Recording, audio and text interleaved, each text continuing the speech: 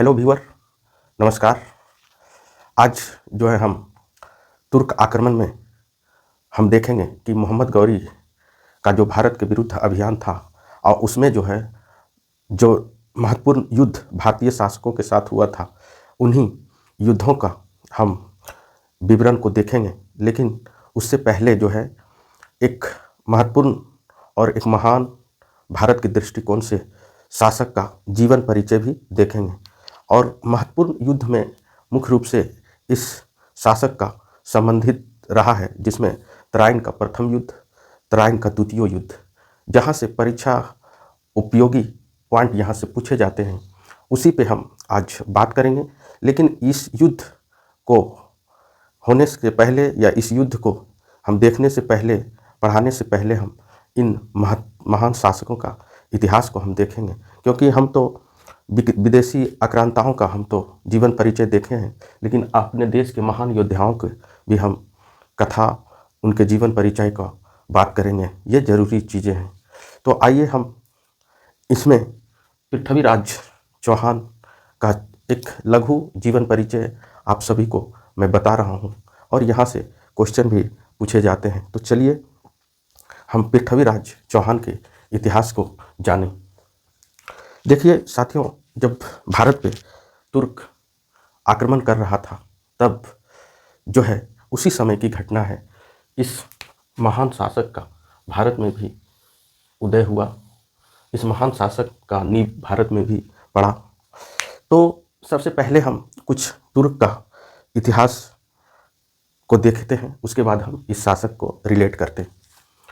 जब मोहम्मद गौरी ने गजनी में गौर वंश की स्थापना की, तो उसने धीरे धीरे अपना साम्राज्य विस्तार करने के लिए पहले पेशावर, लाहौर और सियालकोट पे आक्रमण किया, और यह आक्रमण 1190 ईस्वी में रहा। और यहाँ पे नियंत्रण स्थापित करने के बाद उसका मन संतुलित नहीं था, मन संतुष्ट नहीं था। धीरे धीरे साम्राज्य का विस्तार उत्तर भारत की ओर अपना ध्यान आकर्षित किया, और धीरे धीरे वह इसने दिल्ली और गंगा जमुना का जो दबाव है, जो काफ़ी उपजाऊ क्षेत्र था, इधर इसने आक्रमण करने का प्लान किया और आक्रमण कर ही दिया। आक्रमण करने के समय, उस समय जो है पंजाब राजस्थान के क्षेत्र में चौहान की शक्ति बढ़ रही थी, काफ़ी चौहानों की शक्ति बढ़ रही थी और मजबूत थी। इसी समय इसने इस क्षेत्र को दिल्ली और गंगा के दोआब क्षेत्र की तरफ बढ़ना शुरू किया। लेकिन एक पिलर के समान यहाँ दो राज्य, उत्तर भारत दिल्ली पहुँचने के लिए आपको पंजाब और राजस्थान को पार करना था, और यहाँ पे चौहान की शक्ति काफ़ी बढ़ रही थी। तो पंजाब और राजस्थान में जो था चौहान की शक्ति थी। जब तुर्क ने आक्रमण किया तो यहाँ पे एक बेड़ा लगा चौहानों के द्वारा, और चौहान ने तुर्क से डटकर मुकाबला किया और तुर्क को हरा दिया, जिसमें बहुत सारे तुर्क मारे गए। और इसी शताब्दी जो है दिल्ली में तोमर वंश का शासक स्थापित कर लिया। उसके बाद क्या होता है कि इस तुर्क का हार का प्रतिशोध का भावना, चिढ़ का भावना इसमें रहा, और मोहम्मद गौरी ने मुल्तान, एक जगह है पाकिस्तान का ही, और उत्तर भारत पर इसका ध्यान लगा रहा। उसी समय जो है ऐसे महान शासक का उद्भव हुआ है, जिसका नाम है पृथ्वीराज चौहान। इसके बारे में आप बहुत से किंवदंती भी सुने होंगे। आप थोड़ा मैप में देखेंगे, क्योंकि ये एरिया पाकिस्तान में है। यहाँ पर पेशावर है, लाहौर है, सियालकोट है। लाहौर आपको ये पंजाब का क्षेत्र, यहाँ पे लाहौर है, सियालकोट यहीं आसपास है, और आपको सियालकोट, लाहौर और पेशावर इस होते हुए उसको उत्तर भारत की तरफ आना था, जिसमें मुख्य रूप से दिल्ली यहाँ पड़ता है, और यह गंगा यमुना का जो दबाव क्षेत्र है यूपी का, यहाँ पे वो आना चाह रहा था, आक्रमण करना चाह रहा था। लेकिन तुर्क का बेड़ा के रूप में ये दो जगह पे चौहान था, एक पंजाब और एक राजस्थान, क्योंकि यहाँ पे चौहानों की शक्ति काफ़ी ज़्यादा थी और इसको तुर्क को इधर प्रवेश करने के लिए इसे लड़ना था। और लड़ाई यहीं हुई और लड़ाई में तुर्क की काफ़ी हार हुई और उसके बाद तुर्क यहाँ जो है हार चुका था और बहुत से तुर्क मारा गया। इसी मरने के बाद तुर्क का वो प्रतिशोध उत्तर भारत के खिलाफ, पंजाब के खिलाफ लगा रहा। उसी समय जो है पृथ्वीराज चौहान का उदय होता है। पृथ्वीराज चौहान साहब अजमेर की गद्दी पर मात्र 14 वर्ष की आयु में आया था। मात्र ये एक बालक का उम्र होता है, इसमें हंसने खेलने पढ़ने लिखने का एज होता है और इसने शासन का जिम्मेदारी संभाल लिया था।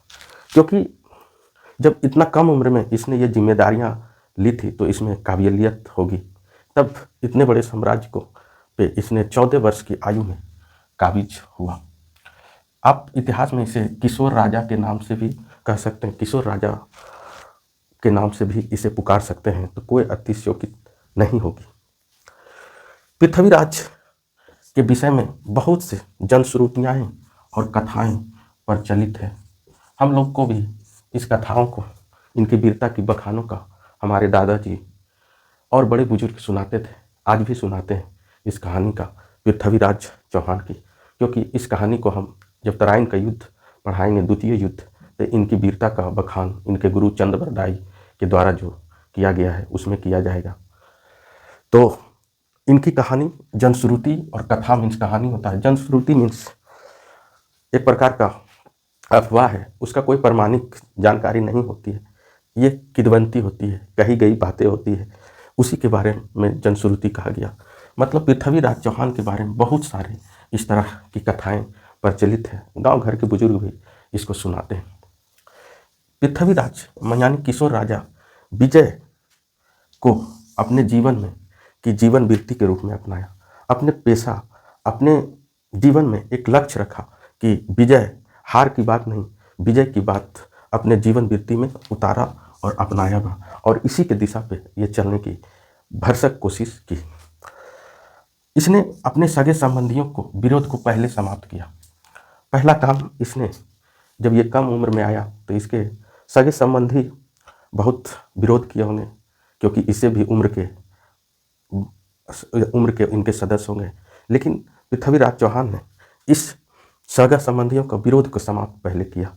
जो घरेलू विवाद था, जो पारिवारिक विवाद था, उसको इसने समाप्त कर दिया और राजस्थान के छोटे छोटे राज्य को अपने अधीनस्थ कर लिया। क्योंकि एक अच्छे शासक की ये निशानी होती है कि पहले छोटा छोटा ही शासन को, छोटा छोटा क्षेत्र को ही अपने में मिलाए, तब बड़ा पे करे, तो ये सक्सेस रेट साम्राज्य विस्तार का ज़्यादा होता है। ऐसी बात चंद्रगुप्त मौर्य में भी आप देखेंगे, उनके गुरु ने इस मैटर पे बात की है, वहाँ पे हम इस कहानी को बताएंगे। अपने जीवन में ये पहला जो आक्रमण किया यह बुंदेलखंड में किया था।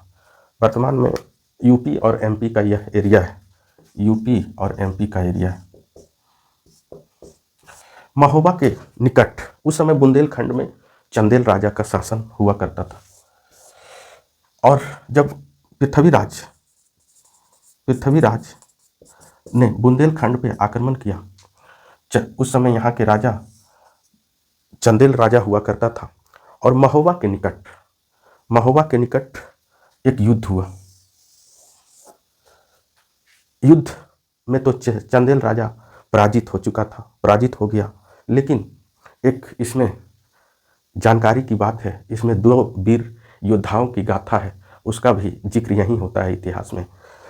इसी युद्ध में आल्हा और उद्दल 2 भाई थे। इसी युद्ध में आल्हा उद्दल 2 भाई थे, 2 प्रसिद्ध भाई, जो महोबा के लिए, महोबा जहाँ युद्ध हुआ, महोबा की रक्षा के लिए अपनी प्राणों की आहुति दी। आल्हा उद्दल की कहानी को बड़े बुजुर्ग भी सुनाते हैं, काफ़ी वीर योद्धा थे। पृथ्वीराज चौहान के आक्रमण में ही ये दोनों भाई मारे गए और ये युद्ध हुआ था महोबा के निकट, और इसमें चंदेल राजा भी पराजित हुए थे पूरी तरह से। और इन 2 भाइयों की गाथा आज भी आप एमपी में एक देवी का स्थान है मैहर, जो पहाड़ पे है, वहाँ इन दोनों भाइयों की वीर की गाथा उस मंदिर से रहस्य के रूप में जुड़ा हुआ है। महोबा में इन दोनों भाइयों की गाथा आज भी वहाँ विद्यमान है। पृथ्वीराज ने, जब इन दोनों भाइयों ने वीरता के साथ युद्ध लड़ते लड़ते हार चुका था, तब पर भी पृथ्वीराज चौहान ने इस राज्य को नहीं मिलाया अपने राज्य में। हार भी हुआ, लेकिन अपने राज्य में बुंदेलखंड को, महोबा को नहीं मिलाया था। उसके बाद ये सीधे गुजरात की तरफ आक्रमण करते हैं। ये सेकेंड आक्रमण था गुजरात की तरफ। गुजरात में उस समय राजा भीम द्वितीय हुआ करता था। भीम द्वितीय ने एक बहुत वीर योद्धा था, जो पिछले वाले वीडियो में इनकी चर्चा हम किए हैं। इसने मोहम्मद गौरी को भी हराया था। ये राजा भीम, इसने मोहम्मद गौरी को हराया था और पृथ्वीराज को भी, चौहान को भी इसने हरा दिया। ये भीम द्वितीय ने कहा गुजरात आक्रमण के क्रम में। उसके बाद गुजरात हार के बाद इसका ध्यान जो था पंजाब के कुछ क्षेत्र और गंगा घाटी के क्षेत्र में था। गुजरात हारने के बाद पंजाब और गंगा घाटी के तरफ कुछ क्षेत्र में था, और यही पंजाब का एक क्षेत्र है भटिंडा। इसी पर नियंत्रण स्थापित करने के लिए, कब्जा करने के लिए तराइन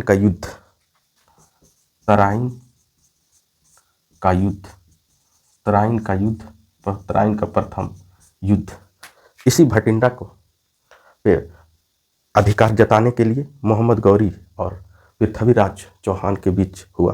वर्तमान में ये तराइन जो जगह है हरियाणा के करनाल जिला में है।